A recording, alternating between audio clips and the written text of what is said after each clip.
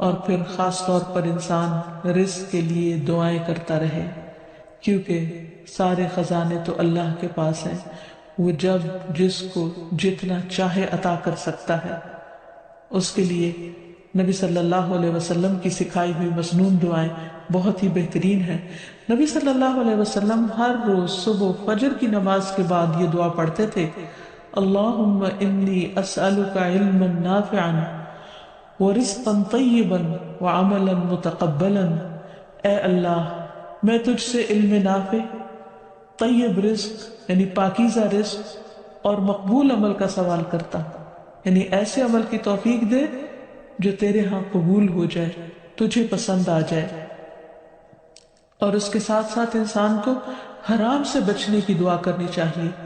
اس سلسلے میں آپ صلی اللہ علیہ وسلم نے جو دعا سکھائی وہ ہے، اللہم اکفنی بحلالک عن حرامک واغننی بفضلک عمن سواک۔ اے اللہ، اپنے حلال کے ذریعے حرام سے میری کفایت فرما، یعنی مجھے اتنا حلال دے کہ مجھے حرام کی ضرورت ہی نہ رہے، اور اپنی مہربانی سے مجھے اپنے علاوہ ہر ایک سے بے نیاز کر دے، یعنی مجھے انسانوں کا محتاج نہ کر، کسی اور کا محتاج نہ کر، صرف اپنے خزانوں سے عطا فرما۔ پھر اسی طرح خاص طور پر بڑھاپے کی زندگی کے لیے وسعت رزق کی دعا کرنی چاہیے، کیونکہ جب انسان بوڑھا ہو جاتا ہے تو اس کے اعضاء کمزور ہو جاتے ہیں، وہ اپنے لیے خود کچھ کمائی نہیں کر سکتا، وہ دوسروں پر ڈیپینڈنٹ ہو جاتا ہے، تو اس وقت وسیع رزق کی دعا سکھائی گئی۔ فرمایا اللہم اجعل اوسع رزقک علی عند کبر سنی وانقطاع عمری۔ اے اللہ، جب میں بوڑھا ہو جاؤں اور میری عمر ختم ہونے لگے تو میرے رزق کو وسیع کر دے۔ اور اسی طرح اپنے لیے اور اپنی اولاد کے لیے وسیع رزق کی دعا کرنی چاہیے، جیسے ابراہیم علیہ السلام نے دعا کی تھی، ربنا انی اسکنت من ذریتی بواد غیر ذی زرع عند بیتک المحرم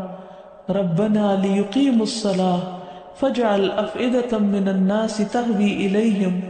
وارزقہم من الثمرات لعلہم یشکرون۔ اے ہمارے رب، بے شک میں نے اپنی کچھ اولاد کو اس وادی میں آباد کیا جو کسی کھیتی والی نہیں، تیری حرمت والے گھر کے پاس، اے ہمارے رب، تاکہ وہ نماز قائم کریں۔ سو کچھ لوگوں کے دل ایسے کر دے کہ ان کی طرف مائل رہیں، اور انہیں پھلوں سے رزق عطا کر تاکہ وہ شکر ادا کریں۔ تو اس میں ہم دیکھتے ہیں کہ ابراہیم علیہ السلام اپنے بچوں کے لیے روحانی رزق کی دعا بھی کر رہے ہیں، جذباتی محبت کی رزق کی دعا بھی کر رہے ہیں، اور پھر اس کے ساتھ ساتھ جسمانی رزق کی دعا بھی کر رہے ہیں جو ہر انسان کی ضرورت ہے، اور اس میں سے بھی بہترین رزق یعنی پھلوں کے رزق کی دعا کر رہے ہیں، کیونکہ انسان کو اللہ تعالیٰ کا صرف رزق ہی نہیں مانگنا چاہیے، بہترین رزق مانگنا چاہیے۔ یعنی ایک تو سمپل سی دعا ہے اللہم ارزقنی، اور پھر